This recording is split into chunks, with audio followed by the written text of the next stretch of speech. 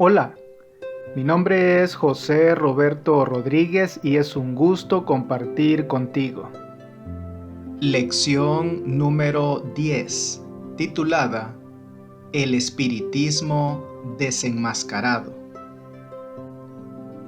El texto bíblico base para el estudio de esta semana se encuentra en el libro de Primera de Tesalonicenses, el capítulo 4, los versos 16 y 17, en los cuales leemos lo siguiente: El mismo Señor descenderá del cielo con voz de mando, con voz de arcángel y con trompeta de Dios, y los muertos en Cristo resucitarán primero.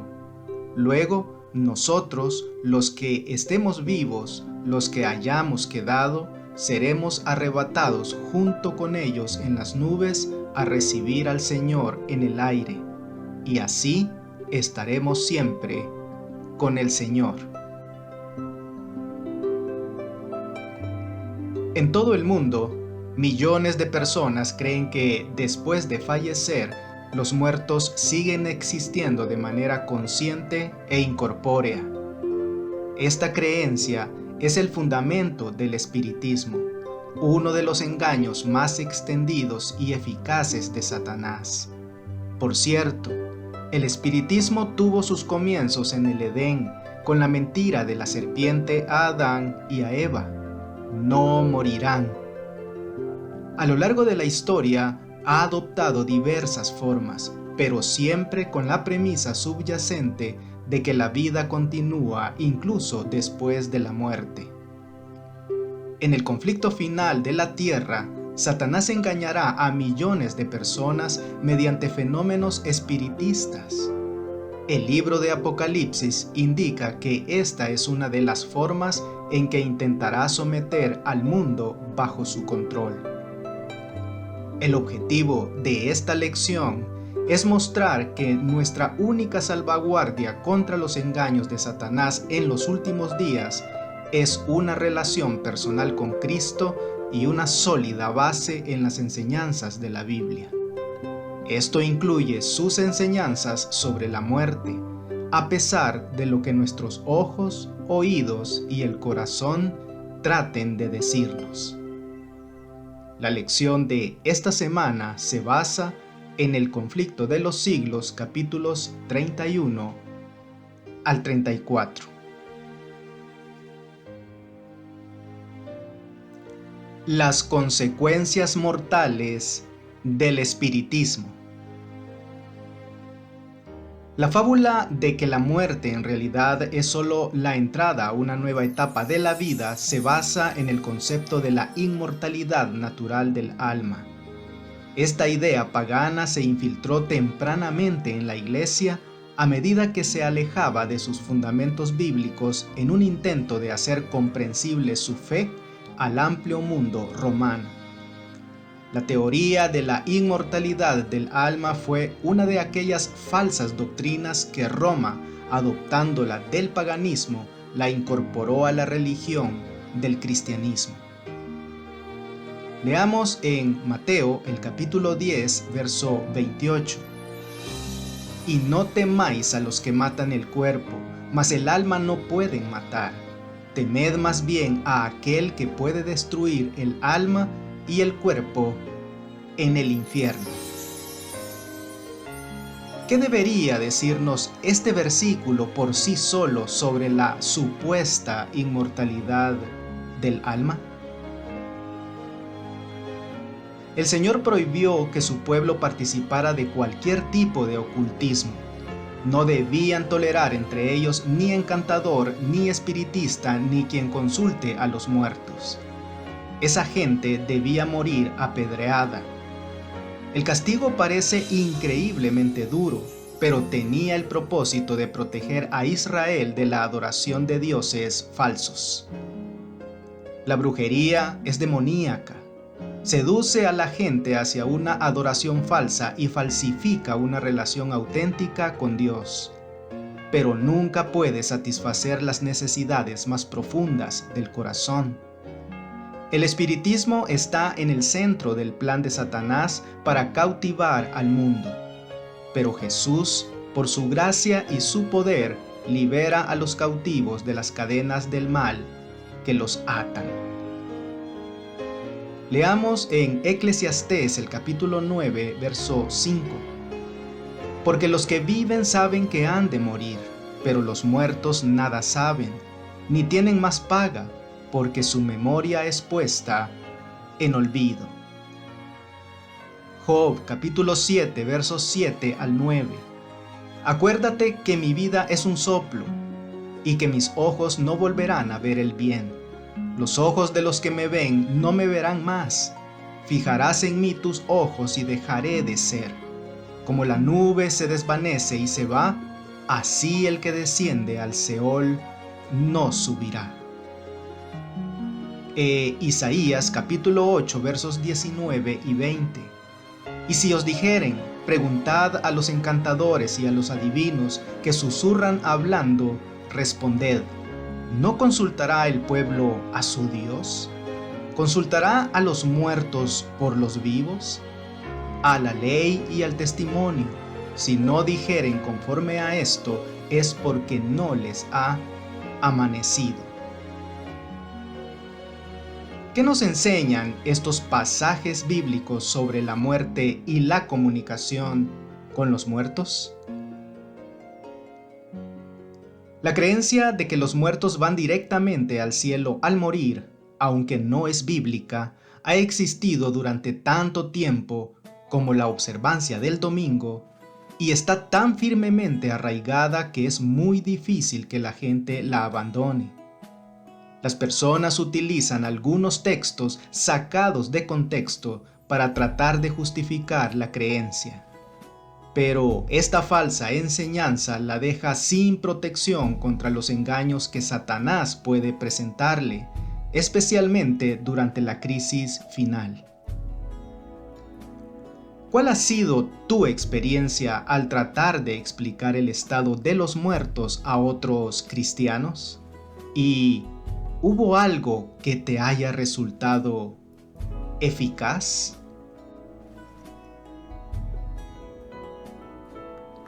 La muerte en el Antiguo Testamento.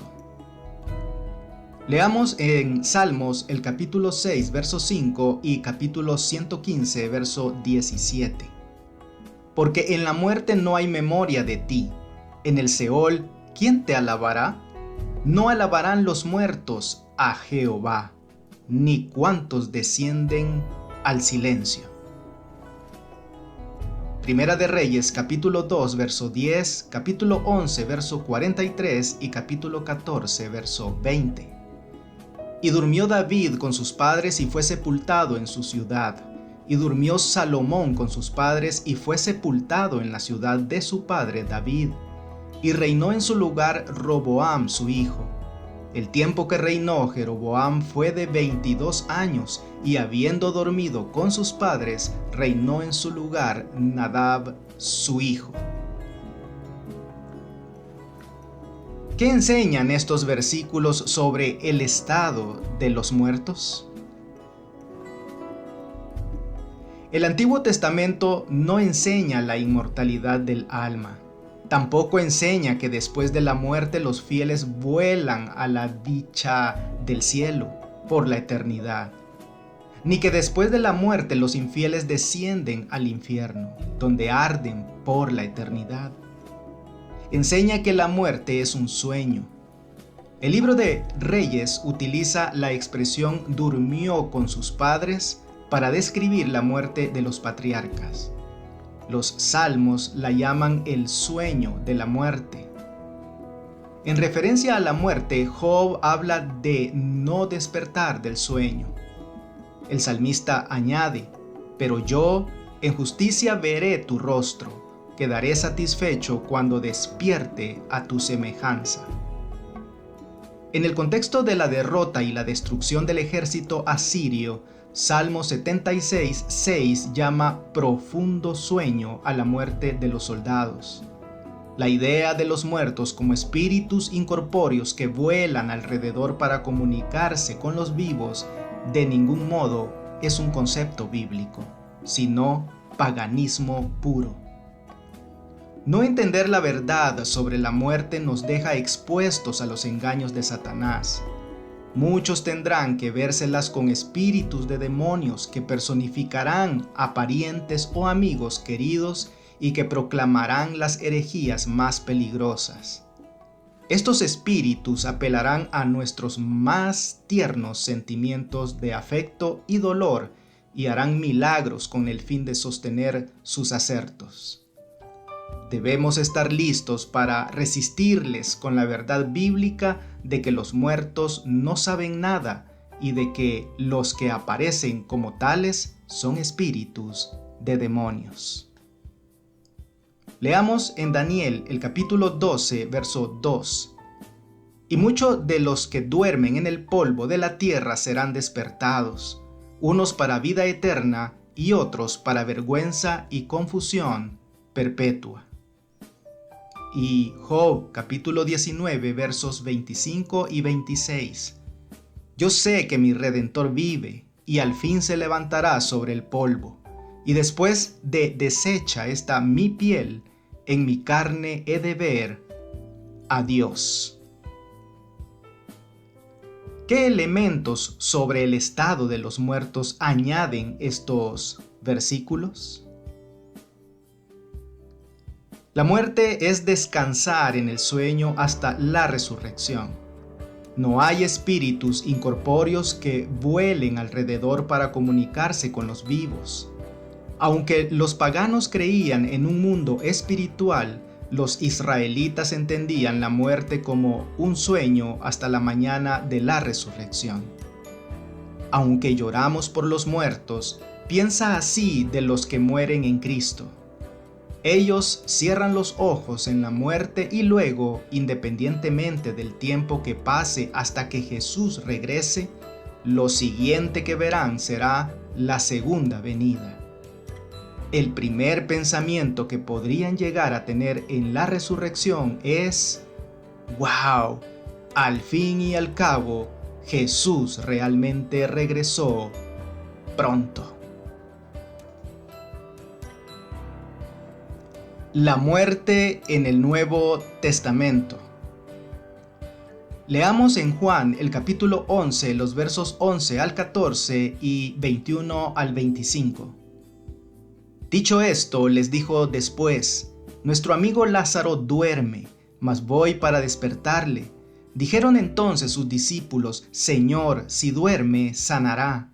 Pero Jesús decía esto de la muerte de Lázaro, y ellos pensaron que hablaba del reposar del sueño. Entonces Jesús les dijo claramente: Lázaro ha muerto. Y Marta dijo a Jesús: Señor, si hubieses estado aquí, mi hermano no habría muerto. Mas también sé ahora que todo lo que pidas a Dios, Dios te lo dará. Jesús le dijo: tu hermano resucitará. Marta le dijo: yo sé que resucitará en la resurrección en el día postrero. Le dijo Jesús: yo soy la resurrección y la vida. El que cree en mí, aunque esté muerto, vivirá. Segunda de Timoteo capítulo 1 verso 10. Pero que ahora ha sido manifestada por la aparición de nuestro Salvador Jesucristo, el cual quitó la muerte y sacó a la luz la vida y la inmortalidad por el Evangelio. Primera de Corintios capítulo 15 versos 51 al 54. He aquí os digo un misterio: no todos dormiremos, pero todos seremos transformados en un momento, en un abrir y cerrar de ojos, a la final trompeta. Porque se tocará la trompeta y los muertos serán resucitados incorruptibles y nosotros seremos transformados. Porque es necesario que esto corruptible se vista de incorrupción y esto mortal se vista de inmortalidad. Y cuando esto corruptible se haya vestido de incorrupción y esto mortal se haya vestido de inmortalidad, entonces se cumplirá la palabra que está escrita: sórbida es la muerte en victoria. Y Primera de Tesalonicenses capítulo 4 versos 15 al 17. Por lo cual os decimos esto en palabras del Señor, que nosotros que vivimos, que habremos quedado hasta la venida del Señor, no precederemos a los que durmieron. Porque el Señor mismo, con voz de mando, con voz de arcángel y con trompeta de Dios, descenderá del cielo, y los muertos en Cristo resucitarán primero. Luego nosotros, los que vivimos, los que hayamos quedado, seremos arrebatados juntamente con ellos en las nubes para recibir al Señor en el aire, y así estaremos siempre con el Señor. La descripción de la muerte que hacen los autores del Nuevo Testamento, ¿cómo se compara con la del Antiguo Testamento? Tanto el Antiguo Testamento como el Nuevo Testamento utilizan el simbolismo de la muerte como un sueño. Al menos 53 veces en la Biblia la palabra sueño se equipara con la muerte. Los autores bíblicos coinciden en que no hay existencia consciente en un alma inmortal que abandona el cuerpo inmediatamente después de la muerte. El Nuevo Testamento añade una dimensión adicional, ya insinuada en el Antiguo Testamento: la gloriosa resurrección al momento de la venida de Cristo. Los evangelios subrayan que la vida eterna solo está en Cristo. Ni todos los demonios del infierno pueden arrebatar a los creyentes la seguridad de la vida eterna. Cristo venció a la muerte en la cruz. La tumba ya no puede retener a sus víctimas. La resurrección de Cristo es la garantía de que todos los creyentes un día resucitarán de la tumba en su venida. Fíjate en estas palabras de Pablo: porque si los muertos no resucitan, tampoco Cristo resucitó. Y si Cristo no resucitó, la fe de ustedes es vana y aún están en sus pecados. Entonces también los que durmieron en Cristo estarían perdidos. ¿Qué sentido tienen estos versículos si los muertos al fallecer ya están en la dicha del cielo? ¿Qué quiere decir Pablo con que estarían perdidos si de hecho ya están en el cielo? Al contrario, el argumento de Pablo es que la resurrección de Cristo es el fundamento de nuestra propia resurrección y que sin la resurrección la fe de ustedes es vana y aún están en sus pecados, y los muertos permanecen en la tierra perdidos. Estos versículos encajan perfectamente con otros textos bíblicos sobre la esperanza que tenemos en la resurrección al momento de la venida de Jesús, cuando recibiremos la herencia que nunca puede perecer, ni contaminarse, ni marchitarse, reservada en el cielo para ustedes. Sin embargo, si los muertos ya están en el cielo, ¿por qué habla Pedro de una herencia reservada en el cielo para nosotros? Es evidente que los creyentes del Nuevo Testamento anhelaban la venida de Cristo y la resurrección de los muertos, y esta esperanza les inspiraba fidelidad en las pruebas de la vida. ¿Por qué la resurrección es una esperanza tan poderosa para la fe cristiana? ¿Qué pasaría si tuviéramos la cruz pero no la resurrección? ¿Qué esperanza tendríamos? ¿Y por qué entonces la resurrección es una parte tan importante de nuestra fe? El espiritismo en los últimos días, primera parte. Leamos en Mateo el capítulo 24, los versos 5, 11 y 24. Porque vendrán muchos en mi nombre diciendo: yo soy el Cristo, y a muchos engañarán. Y muchos falsos profetas se levantarán y engañarán a muchos, porque se levantarán falsos cristos y falsos profetas y harán grandes señales y prodigios, de tal manera que engañarán, si fuere posible, aún a los escogidos. Segunda de Tesalonicenses capítulo 2 versos 7 al 9. Porque ya está en acción el misterio de la iniquidad, solo que hay quien al presente lo detiene hasta que él a su vez sea quitado de en medio. Y entonces se manifestará aquel inicuo, a quien el Señor matará con el espíritu de su boca y destruirá con el resplandor de su venida. inicuo cuyo advenimiento es por obra de Satanás, con gran poder y señales y prodigios mentirosos. Y Apocalipsis capítulo 13 versos 13 y 14 y capítulo 16 versos 13 y 14. También hace grandes señales, de tal manera que aún hace descender fuego del cielo a la tierra delante de los hombres, y engaña a los moradores de la tierra con las señales que se le ha permitido hacer en presencia de la bestia, mandando a los moradores de la tierra que le hagan imagen a la bestia que tiene la herida de espada y vivió. Y vi salir de la boca del dragón y de la boca de la bestia y de la boca del falso profeta 3 espíritus inmundos a manera de ranas, pues son espíritus de demonios que hacen señales y van a los reyes de la tierra en todo el mundo para reunirlos a la batalla de aquel gran día del Dios Todopoderoso. ¿Qué clase de engaños enfrentará la gente en los últimos días? El diablo utilizará señales y prodigios y milagros espectaculares para engañar a las multitudes justo antes de la venida de Jesús. Ángel Rodríguez hace esta reveladora declaración sobre el poder engañoso de los espíritus demoníacos. Su poder de persuasión no se encuentra en el contenido de su mensaje, sino en el poder de las manifestaciones sobrenaturales llamadas señales o milagros. Realizan o hacen señales, apelando así al lado afectivo de los seres humanos más que a sus capacidades discrecionales y racionales. El hecho de que los demonios realicen estas señales muestra que la fuerza unificadora del mensaje de los 3 demonios, es decir, el dragón, la bestia y el falso profeta, es de naturaleza espiritista. Dios no es su fuente u origen. A medida que en el conflicto cósmico se acerque a su fin, el poder demoníaco entrará en la arena de la historia humana de una manera sin precedentes. El espiritismo, cuyo fundamento mismo es la enseñanza de la inmortalidad del alma, que no es bíblica, tomará cautivo prácticamente a todo el mundo.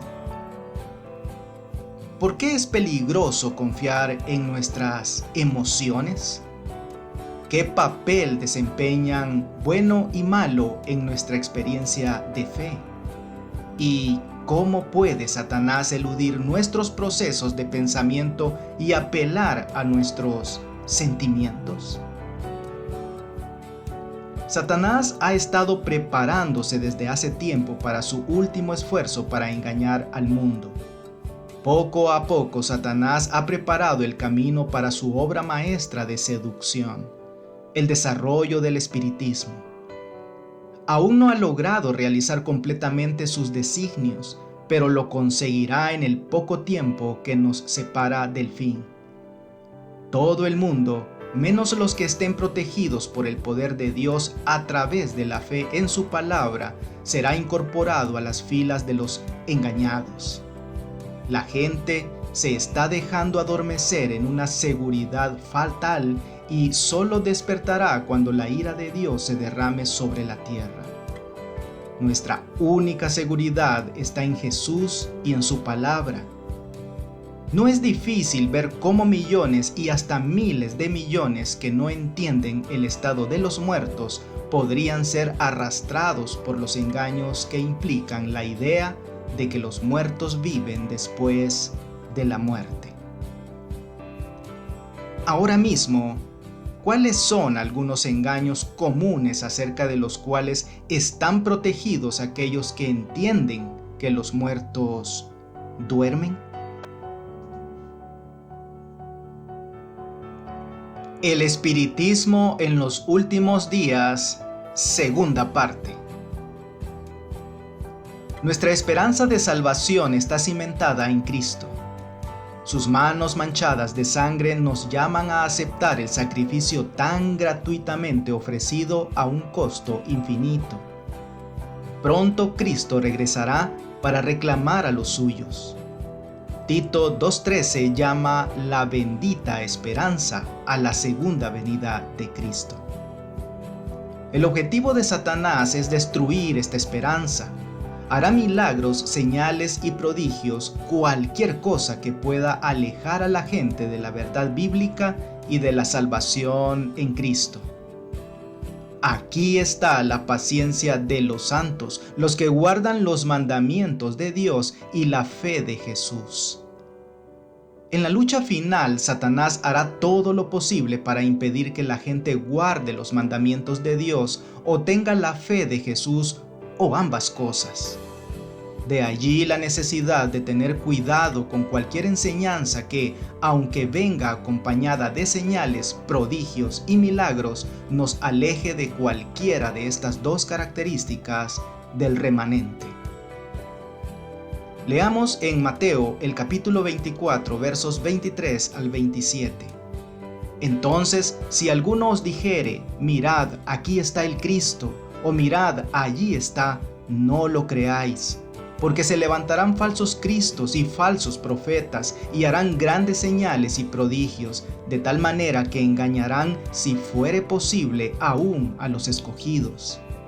Ya os lo he dicho antes, así que si os dijeren, mirad, está en el desierto, no salgáis, o mirad, está en los aposentos, no lo creáis.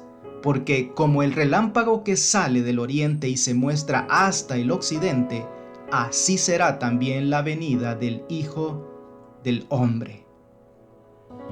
Segunda de Corintios, capítulo 11, versos 13 y 14. Porque estos son falsos apóstoles, obreros fraudulentos, que se disfrazan como apóstoles de Cristo. Y no es maravilla, porque el mismo Satanás se disfraza como ángel de luz. Y segunda de Tesalonicenses capítulo 2 versos 9 al 12. Inicuo, cuyo advenimiento es por obra de Satanás, con gran poder y señales y prodigios mentirosos y con todo engaño de iniquidad para los que se pierden por cuanto no recibieron el amor de la verdad para ser salvos. Por esto Dios les envía un poder engañoso para que crean la mentira, a fin de que sean condenados todos los que no creyeron a la verdad, sino que se complacieron en la injusticia. ¿Qué nos dicen estos pasajes acerca del poder engañoso de Satanás y su manera de obrar? En el último tiempo, Satanás llevará a cabo su engaño final. Pronto aparecerán en el cielo signos pavorosos de carácter sobrenatural, en prueba del poder de obrar milagros de los demonios. Los espíritus de los demonios irán a los reyes de la tierra y a todo el mundo para encarcelarlos en engaños y urgirlos a que se unan a Satanás en su última lucha contra el gobierno del cielo. Mediante esos agentes, tanto los príncipes como los súbditos serán engañados. Surgirán personas que se darán por el mismo Cristo y reclamarán los títulos y el culto que pertenecen al Redentor del mundo. Realizarán maravillosos milagros de sanidad y asegurarán haber recibido del cielo revelaciones contrarias al testimonio de las Escrituras. El acto capital que coronará el gran drama del engaño será que el mismo Satanás se dará por el Cristo. Hace mucho que la Iglesia profesa esperar el advenimiento del Salvador como consumación de sus esperanzas. Pues bien, el gran engañador simulará que Cristo habrá venido. En varias partes de la tierra, Satanás se manifestará a los hombres como ser majestuoso, de un brillo deslumbrador, parecido a la descripción que da Juan del Hijo de Dios en el Apocalipsis. ¿Por qué es tan importante entender la verdad acerca de cómo regresará Cristo, así como el estado de los muertos, para no ser engañados? Para estudiar y meditar. Un libro reciente de Lee Strobel, The Case of Heaven, argumentos a favor del cielo, se basa en la idea de que al fallecer los muertos siguen vivos en algún tipo de existencia consciente y utiliza las experiencias cercanas a la muerte como parte de la prueba. Un ejemplo: otra chica que tuvo una SM durante una cirugía de corazón dijo que conoció a su hermano en la otra vida, lo que le sorprendió porque no tenía hermano. Cuando más tarde se recuperó y se lo contó a su padre, este le reveló por primera vez que en efecto tenía un hermano, pero que había muerto antes de que ella naciera. No obstante, Strobel tiene dificultades para armonizar la idea de una vida después de la muerte inmediata con la clara enseñanza bíblica de que únicamente cuando Cristo regrese, los cristianos recibirán su recompensa final. Se nos ha advertido: muchos serán confrontados con espíritus de demonios que personificarán a parientes o amigos queridos y que proclamarán las herejías más peligrosas. Estos espíritus apelarán a nuestros más tiernos sentimientos de simpatía y harán milagros con el fin de sostener sus asertos. Debemos estar listos para resistirlos con la verdad bíblica de que los muertos no saben nada y de que los que aparecen como tales son espíritus de demonios. Es inminente la hora de la prueba que ha de venir sobre el mundo entero para probar a los que moran sobre la tierra. Todos aquellos cuya fe no esté firmemente cimentada en la palabra de Dios serán engañados y vencidos. La operación de Satanás es con todo el artificio de la injusticia, con el fin de obtener dominio sobre los hijos de los hombres, y sus engaños irán en aumento. Pero solo puede lograr sus fines cuando los hombres ceden voluntariamente a sus tentaciones. Los que busquen sinceramente un conocimiento de la verdad y se esfuercen en purificar sus almas mediante la obediencia, y así hagan lo que pueden en preparación para el conflicto, encontrarán seguro refugio en el Dios de verdad. La promesa del Salvador es: por cuanto has guardado la palabra de mi paciencia, yo también te guardaré.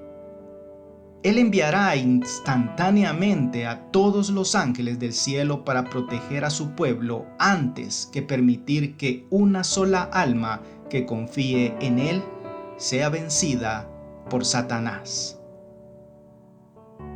Y ahora, algunas preguntas para dialogar. ¿Qué sutiles influencias espiritistas podría estar usando Satanás para influir sobre la mente? ¿Qué papel desempeñan los medios de comunicación? ¿Cómo compartirías tu fe con un amigo que acaba de perder a un ser querido y cree que esa persona está en el cielo? ¿Y qué es apropiado decir y qué no? Que Dios te bendiga. No olvides apoyar este ministerio suscribiéndote a mi canal de YouTube. Con esto tendrás acceso a un video resumen completamente ilustrado y animado de la lección de escuela sabática para adultos al inicio de cada semana. Espero tus likes y tus comentarios de la lección. Bendiciones.